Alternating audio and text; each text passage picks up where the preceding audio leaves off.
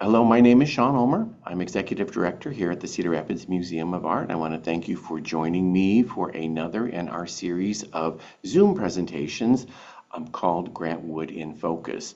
This is a series of quarterly presentations that we do to investigating some sort of aspect of Grant Wood's life or career.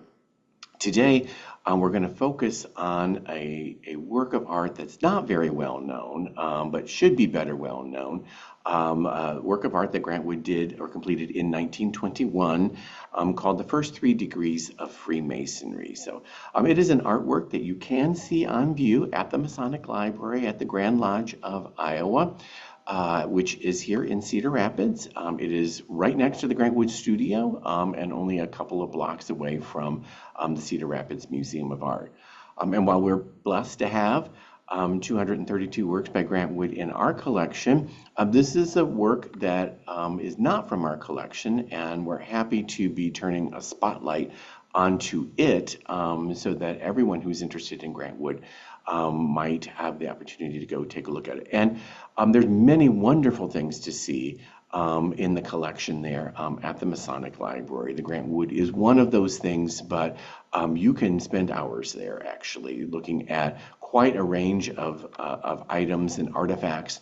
I certainly encourage a visit to see it and to take in the Grant Wood painting while you are there. So I encourage you to go check it out yourself firsthand. So I'm going to go ahead and share my screen here and get the presentation up that I have prepared for you. Let's go here.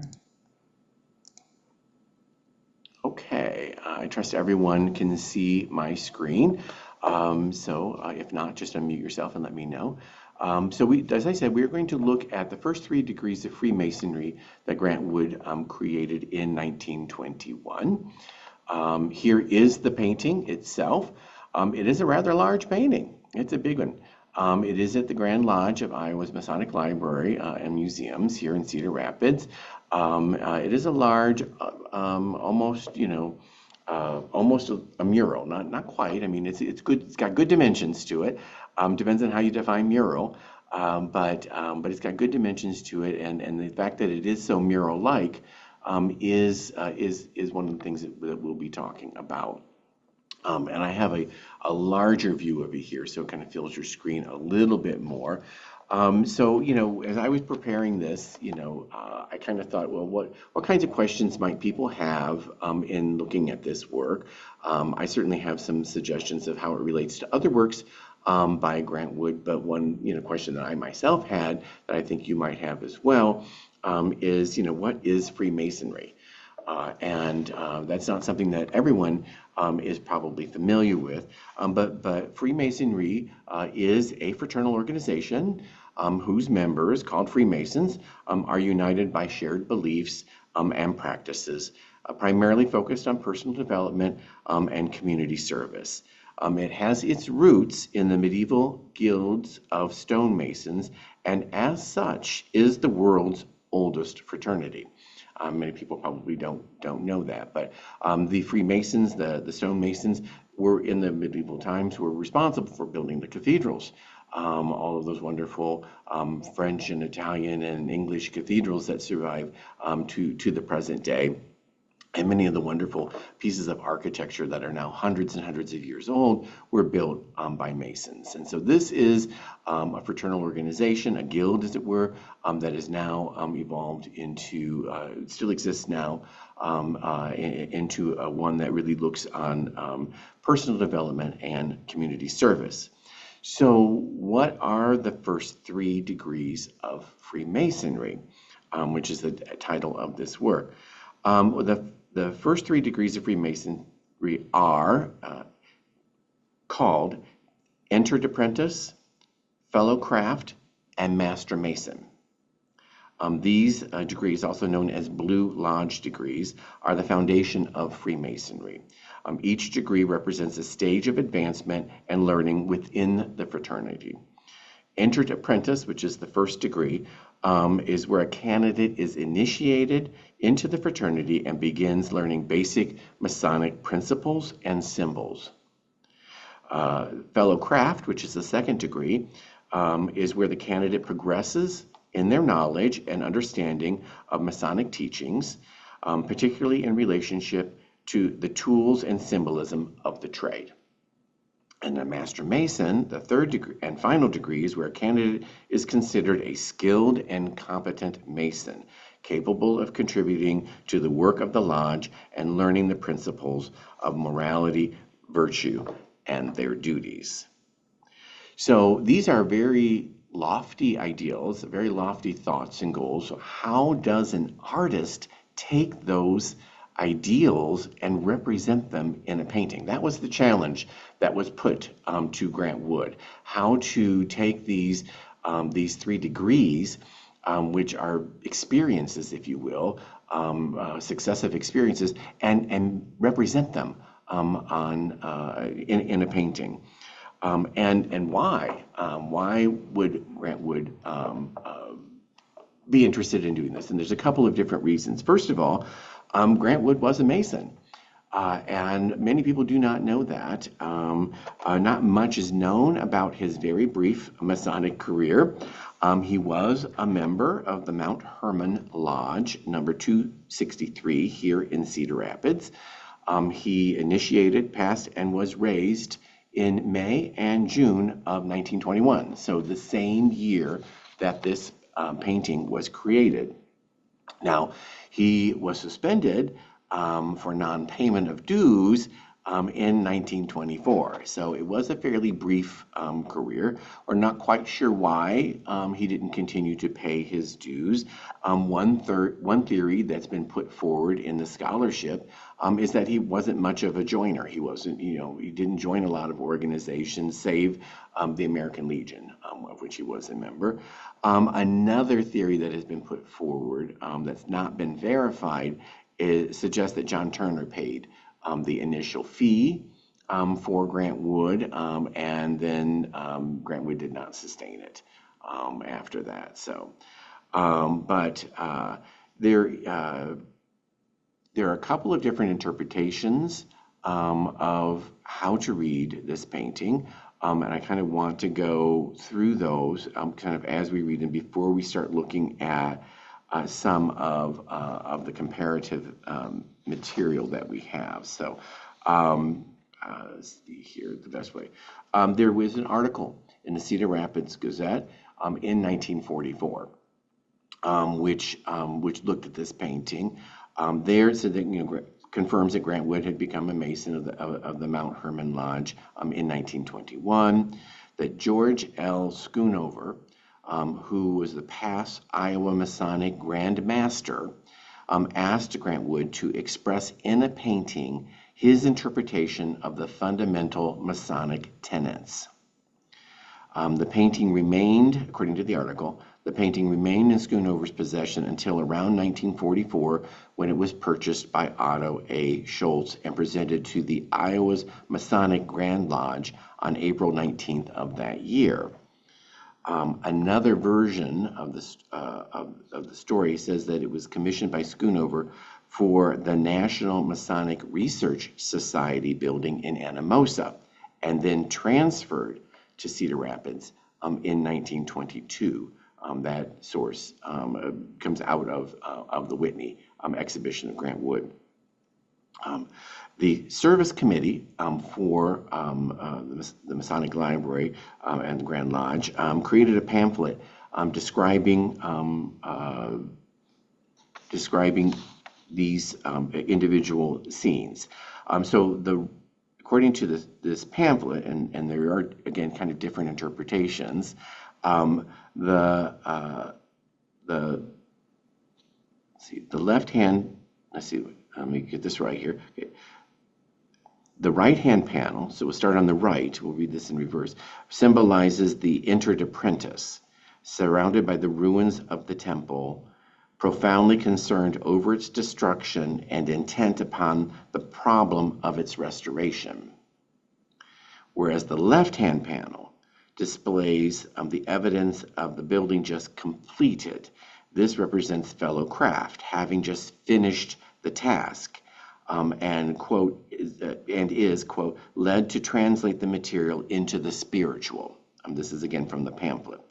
The statue at the base of the steps is symbolic of the process of carving out his character from the rough marble, and we'll go into that a little bit more further on in the presentation. Quote, through his labor and steadiness of high purpose, his character is emerging into a new conception of life. It is acquiring definite form, strength, and stability. Again, this is all from the pamphlet. The central panel symbolizes brotherhood. Two men half embrace as brothers, holding out the letters G and the level, which symbolize the idea of equality and fraternity. An alternate reading of this piece comes from Philippa Lee's article on the first 3 degrees of Freemasonry in The Square magazine, called The Square magazine, from May of 2022, which quotes an explanation by the Whitney Museum of American Art during the Grant Wood exhibition in 2017. I'm quoting here, Wood grounded his image in the Masonic legend of Hiram Abiff, chief architect of King Solomon's temple, whose murder by individuals attempting to extract a secret password from him underscores the importance in Freemasonry of fidelity and the certainty of death. And goes on to say, from left to right, Wood illustrates the building of the temple, its completion, and its decay, setting within those panels auxiliary themes of man carving his own destiny, the equality of human beings, and the contemplation of life in old age. So 2 different interpretations, 2 different ways to read this painting, both of which tie directly to the first 3 degrees. Stylistically, this is a fairly early work. It's from 1921. It was shortly after his first trip abroad, which was to Paris in 1920 with his good friend Marvin Cohn. Now, at that time, Grant Wood and Marvin Cohn both were working in an American Impressionistic style. So Impressionism, the American version of Impressionism, as sort of influenced by French Impressionism, which began before it. But you don't see much in the way of the Impressionism style here. It could be due in part to the fact that this is a commission. And as so, you have to deal with the person who is commissioning the work, who has a certain goal in mind. Wanted this painting to be very, very readable. Loose brushstrokes that one finds oftentimes with Impressionism may not lend itself well to clear interpretation. But he might also have been influenced by the mural tradition that he would have seen in Paris. And so I'm going to bring in here a couple of images. One that always comes to mind when I look at these very, very horizontally based mural-like paintings of Grant Wood's is Pierre Puvis de Chavannes, who was probably one of the foremost mural makers in France. And Grant Wood, having been to France just the year before in 1920, could very well have seen any number of Puvis de Chavannes murals. Here, one that's very similar in size, actually, to the first 3 degrees. Here, the Sacred Grove, again, very classically inspired, this wonderful sort of classical setting out in the woods with this wonderful a little piece of architecture here. Again, very, very firmly edged, more sort of in accord to the kind of style that Grant Wood is adopting in the first 3 degrees. And here another example, this one from the Metropolitan Museum of Art, the last one's from the Art Institute of Chicago. Again, Pierre Puvis de Chavannes. Again, this is from the 1880s, the last one's from the this was from the 1890s, the last one was from the 1880s, excuse me.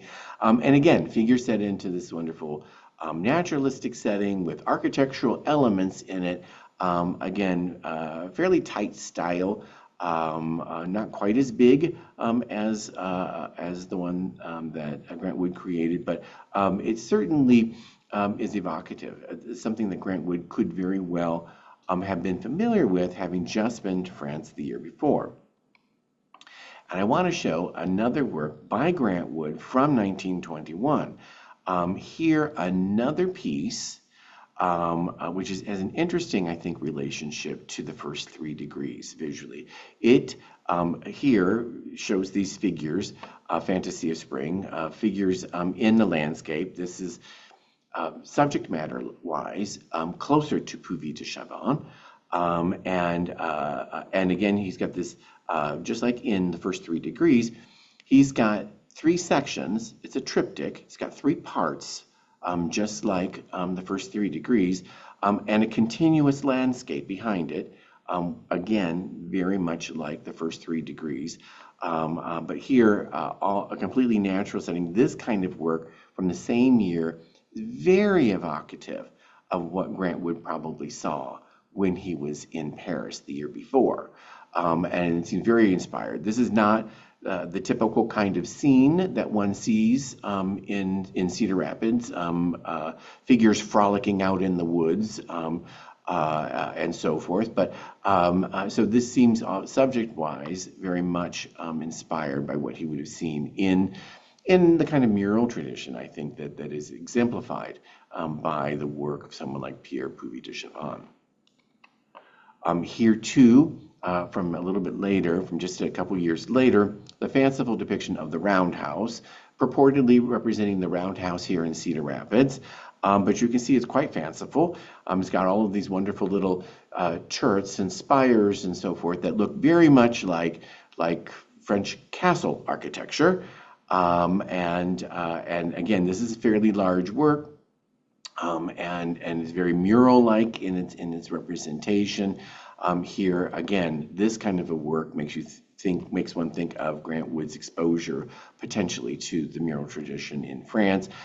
This is certainly, I think, at play in Grant Wood's work of the first 3 degrees. I'm not suggesting that there's a specific source for it in French art. I'm not suggesting. I'm thinking the overall format and perhaps the tightness of style comes out of looking at work that he may have seen while he was in France.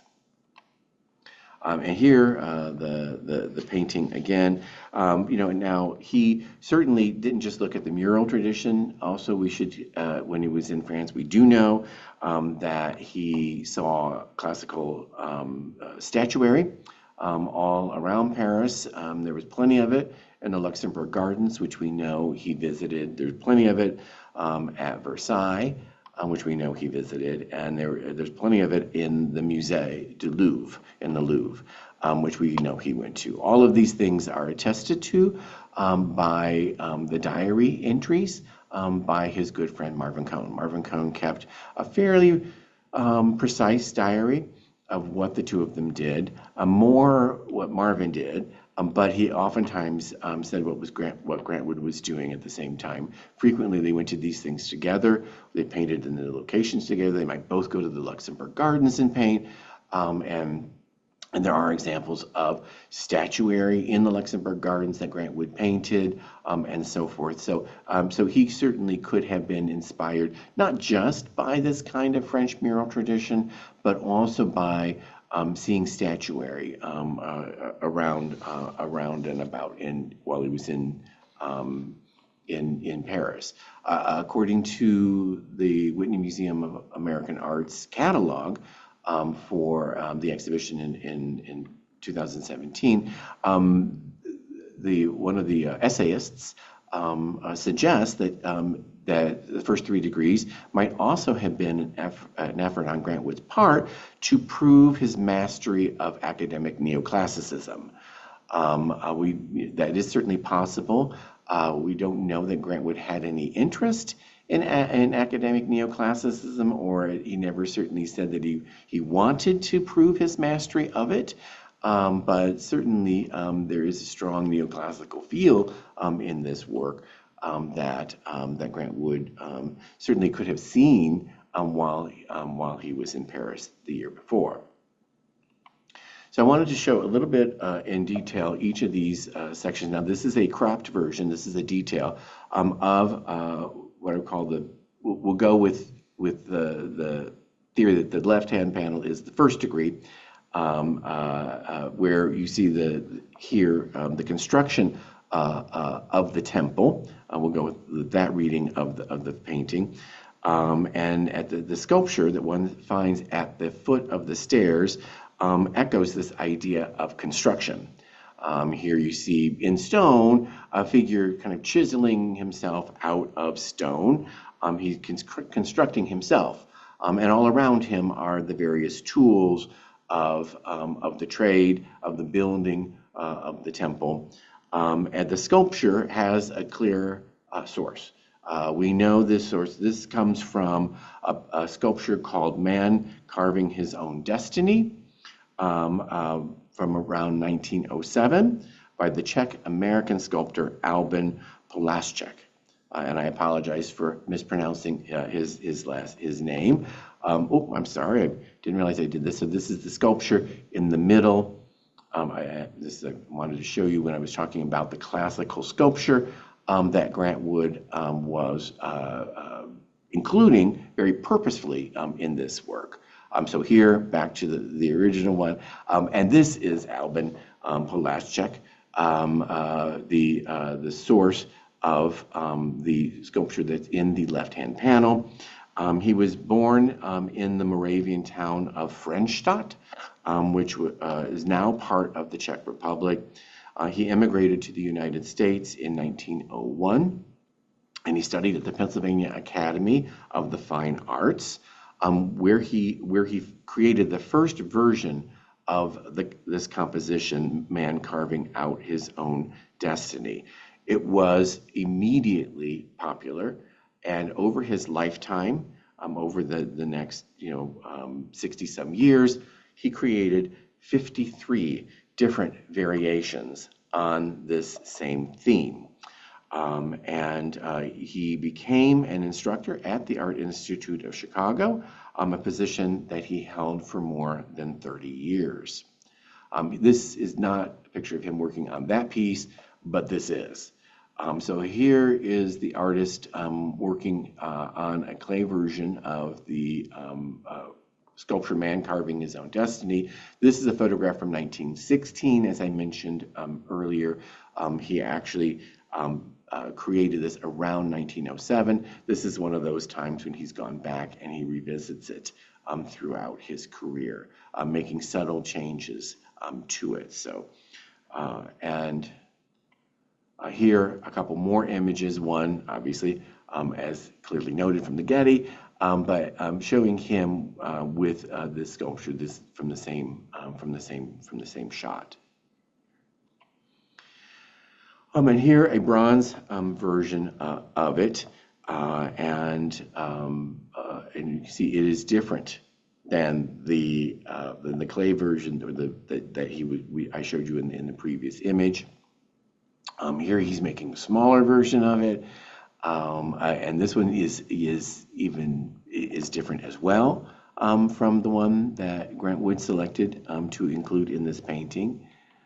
That smaller version results in these small series of bronzes, and again, it's the same concept of man carving his own destiny, but you can see here the arm with the hammer is much more tucked in. It's not raised in the air like it is in the large clay version, or the one that Grant Wood chose to depict in his painting. But it's a wonderful tabletop version that is much more compact. The figure's much more immersed in this block of stone that he's carving himself out of. And the question, let me go back here before, we'll just go back here to see to that one. Okay, so how would Grant Wood have known of this work? Well, He could have met Palaschuk in Chicago. Grant Wood was in Chicago from 1913 to 1916. He was first at the Kalo Arts and Crafts Community House, which was where he was practicing silversmithing until he created his own silversmith shop called the Lund's Crafts Shop. But that shop actually closed in January of 16. Palaschuk didn't come to Chicago until 1916, so I don't have a precise moment that the artist arrived in Chicago, but it seems perhaps a little unlikely because Grant Wood was back in Cedar Rapids by probably the third week of January of 16. And I don't know that their paths would have crossed, or even if they did, as Grant Wood was buttoning up the Malone Crafts Shop, I don't know that he would have had time to actually interface with the artist.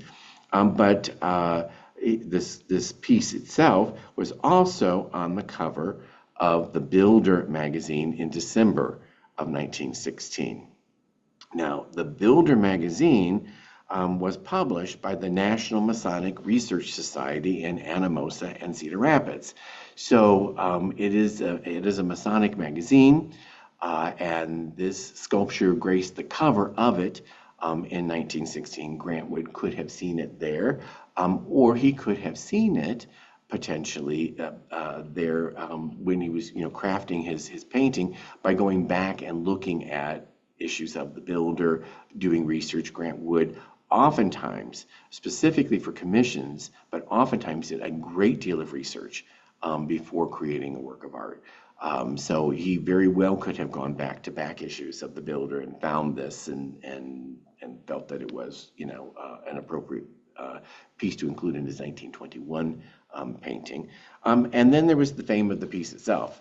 I mean, it was extremely popular from the moment that Palaschuk created it, and to the fact that he continued to create 52 other versions of it throughout his lifetime, speak to its continued interest, certainly on the part of the artist, but also on the public who would have continued to support and purchase this work.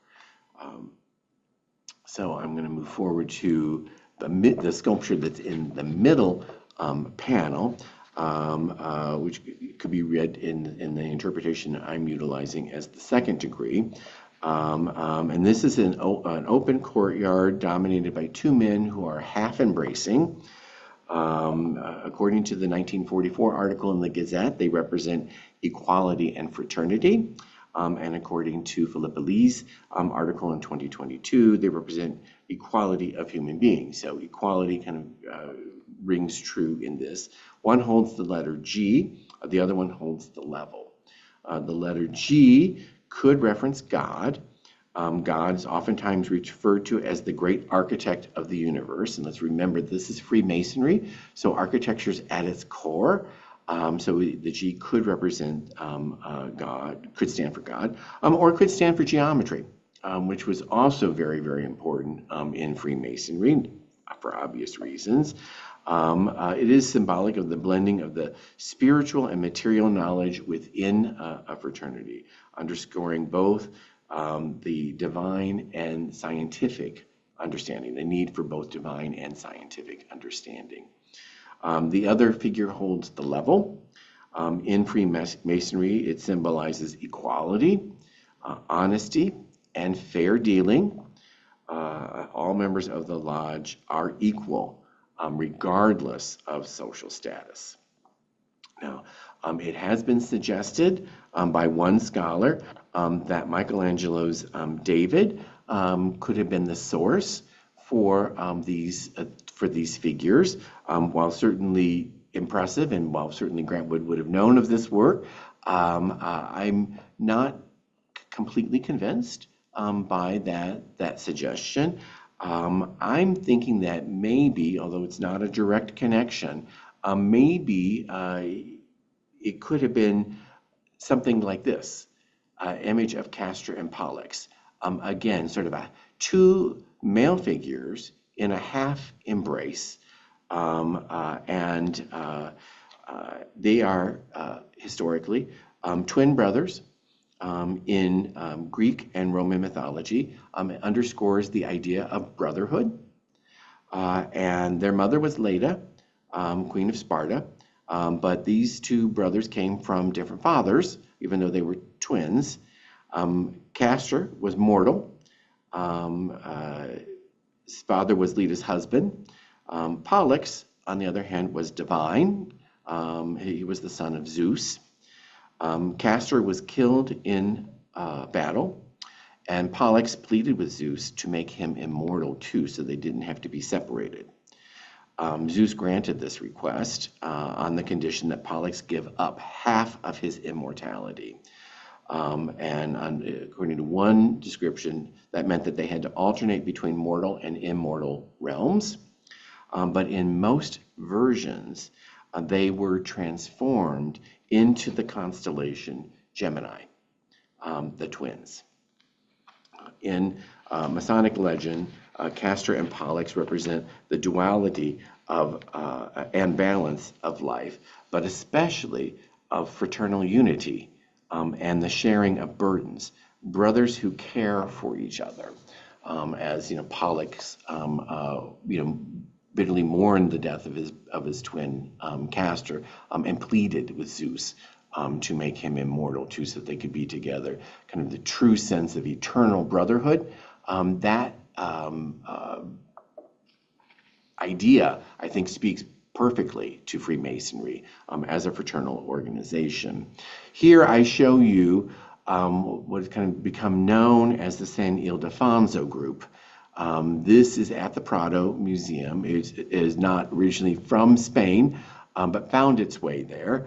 It is actually a Roman work of Italian origin, and it was acquired by the royal house in Spain. Eventually made its way to the Prado Museum. Now, Grant Wood would not have necessarily seen it there, and he didn't necessarily have to see it there. This was an extraordinarily popular sculpture, and it was cast in bronze. It was sculpted by other artists. Here is an 18th century example of it that's at the Art Gallery of Ontario right now, that was produced in Italy. Here, another 18th century version in marble, currently at the Victoria and Albert in London. And you can see this was something that was continually reproduced by artists of the day throughout time. Now, Grant Wood could have seen this version. This version is in the gardens in Versailles. And we know he went to Versailles. It's well accounted for in Marvin Cohn's diaries.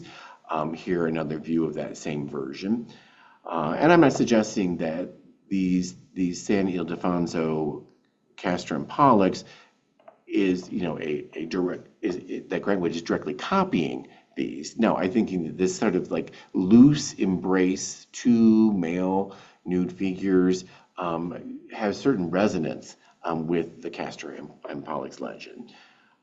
This is not a great shot of one of the paintings that Grant Wood did create when he was at Versailles. So this is a pool at Versailles. You can see this is in his loose impressionistic style. Gives you a better sense of what I was talking about when I was talking about Impressionism. From 1920, from the 1920 trip, he created on site, right there en plein air. And you can see he's in the gardens.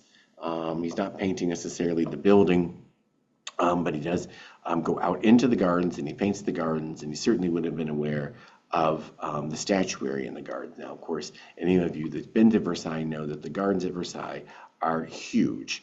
He would not necessarily have gone and seen every piece, but he could very well have seen the Castor and Pollux, and may have remembered it. He could also have seen it at the Louvre. Here's the version in plaster owned by the Louvre. And these are not small tabletop versions that I'm showing you. These are full-size, full-scale works. They're very impressive. whether they're in plaster or in bronze or in marble, they really make an impression. He certainly could have seen it there as well.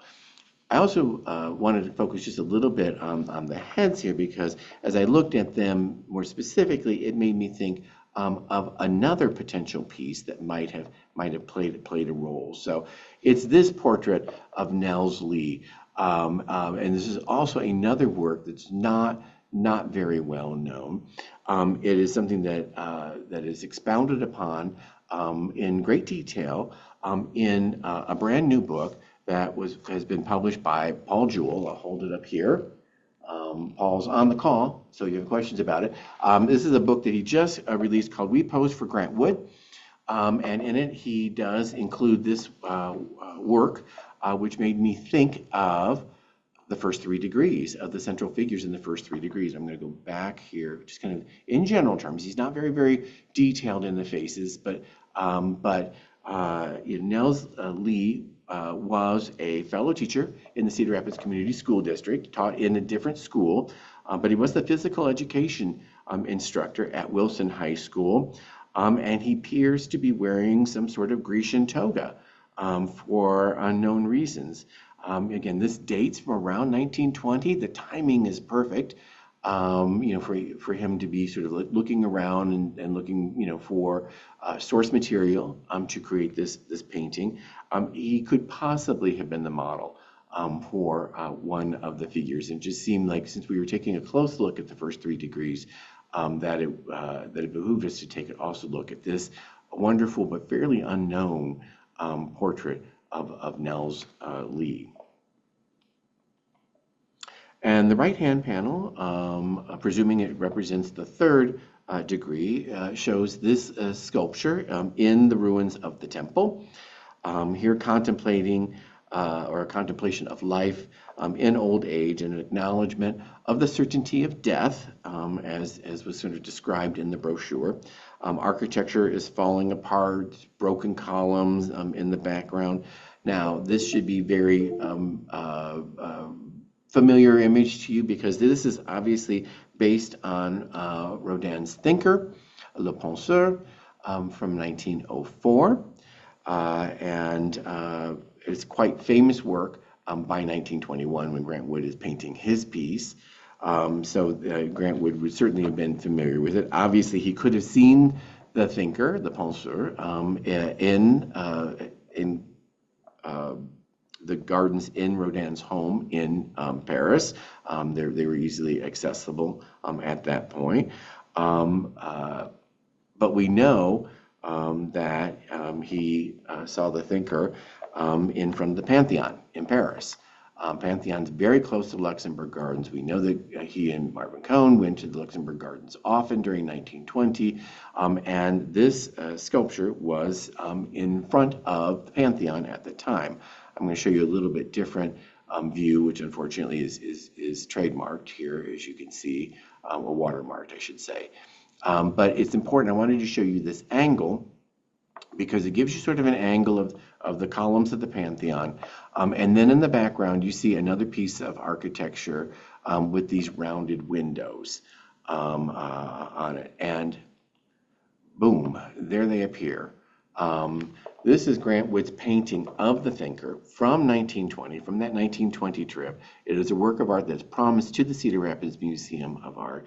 You can see he is there on site in front of the Pantheon. You see one of the columns of the Pantheon to the right, and you see this piece of Italian architecture to the left there, with the rounded reliefs there where the windows are.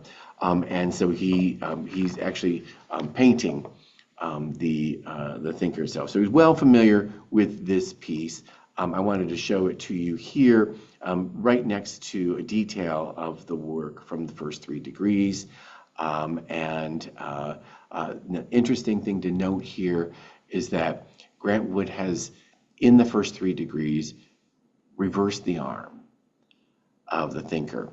So he's done a reverse here, which is kind of interesting. He's certainly well familiar with the sculpture. He painted it, he looked at it for a long time.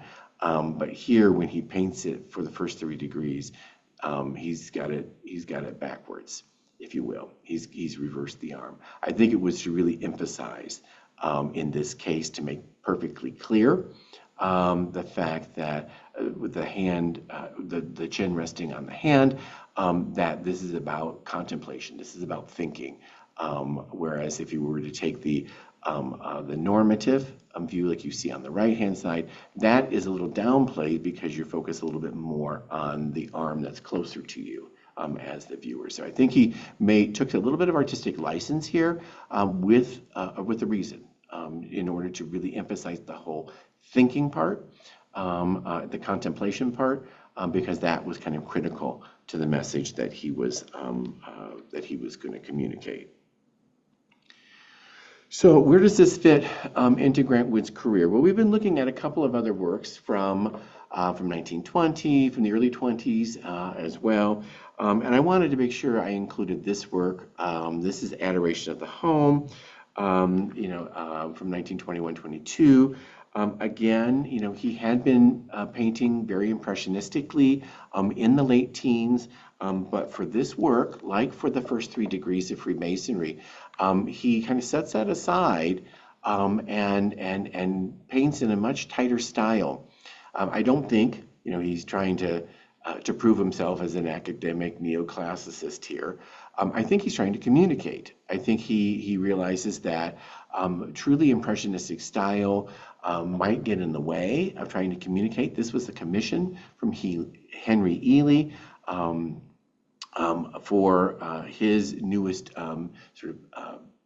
neighborhood that he was constructing, and where the city of Cedar Rapids was meeting the country just outside of Cedar Rapids. Now, of course, it's right in the middle of the city, but at the time it was where the city met the country. This is where Ely was building this group of houses. He commissions Grant Wood to make this painting. It's again very, very mural-like. It was kind of a billboard, if you will. That Ely would have originally, very briefly, on the front porch of a model home that he had built or constructed in the downtown, so that businessmen could see the model home on their lunch hour and commission Ely to build them a home. But very quickly it was brought indoors, just for obvious reasons. But here, the Adoration of the Home, it is also very, very classically inspired. It has, the goddess of agriculture in it. It has in Demeter that you see there with the corn. And then there's also the god Mercury on the far right, who's the god of commerce. You can see him holding a money bag there as well. You have a figure that symbolizes religion. Right next to the central figure, you have the young boys symbolizing education. So here, another painting, mural-like in format, in a much tighter style, full of symbolism, in the same way that the first 3 degrees of Freemasonry is full of symbols. And this work, like that work, was actually a triptych. So in its original incarnation, it was flanked on either side by panels with text that really sort of explain the whole of it. And so here, another work from around the same time, 1921-22, in a triptych format, and in a much tighter style, full of symbolism, with clear allusions to classical antiquity. And I also wanted to share that at the same time,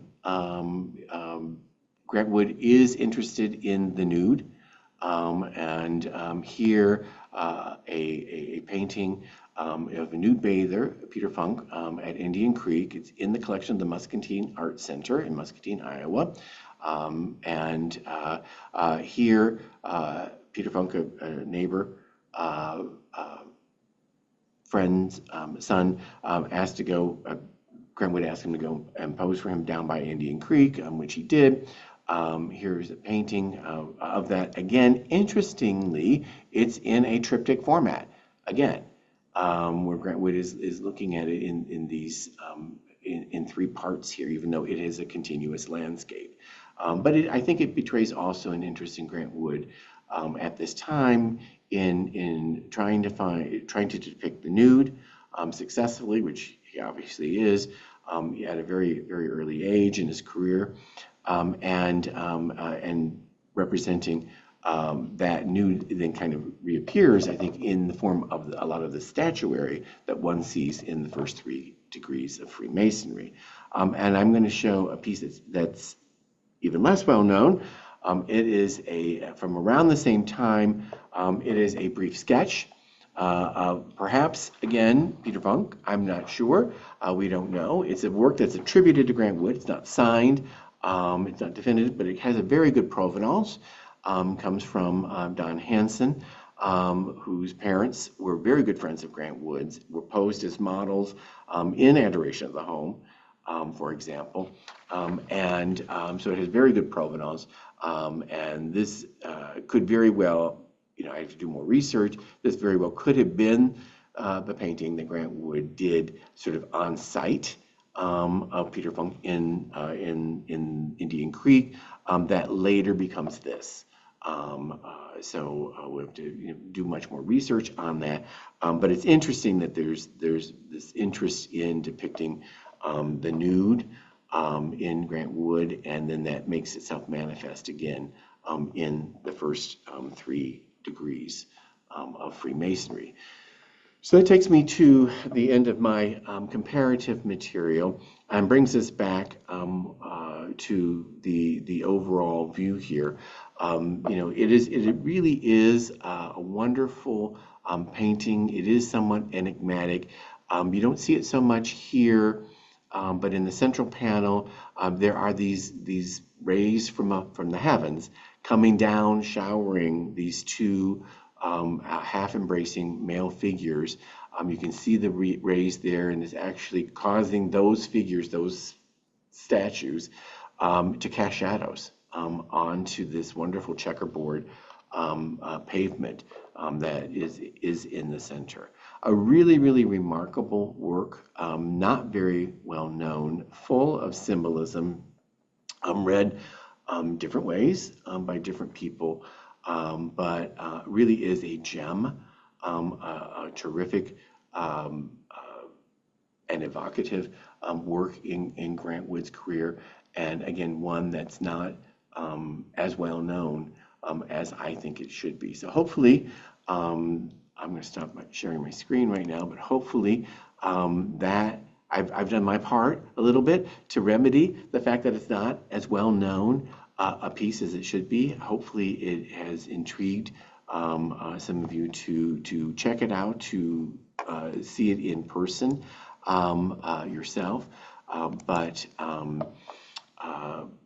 maybe you also have some ideas and some theories based on the images that I've shared with you that you would like to share. So if you would like to ask any questions, I'd be happy to try to answer them. I'm not by any means a scholar of things Masonic.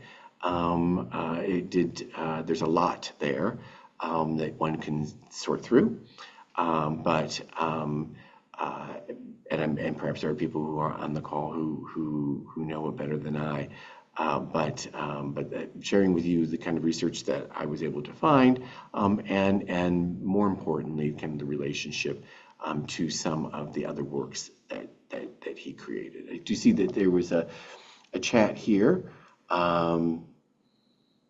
saying that they like the Castor and Pollux influence more than that of David. I do too. No surprise there. I brought it forward. It did take a little bit of sort of digging around the internet to find something that I thought really resonated. I think it's a beautiful possibility because it is so much about brotherhood, and to me that just seemed to really resonate for me with the whole idea that this was for the Freemasons.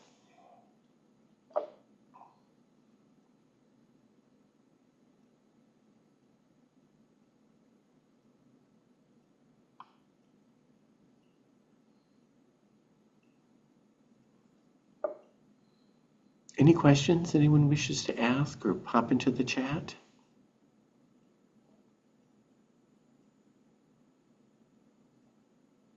Well, if not, I again echo, please go check out the work in person. And while you're there, there's so much to see, so many fascinating things in the collection that are well worth the visit. And the people there are so lovely, and so nice to interact with. So check it out, and do some thinking on it.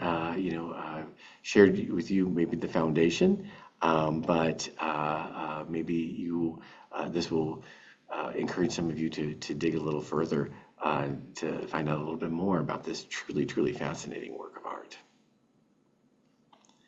So thank you for joining me today, and join us again in 3 months' time when we do another Grant Wood in Focus. In the meantime, you can visit some of our past recordings of Grant Wood in Focus on the museum's YouTube channel, and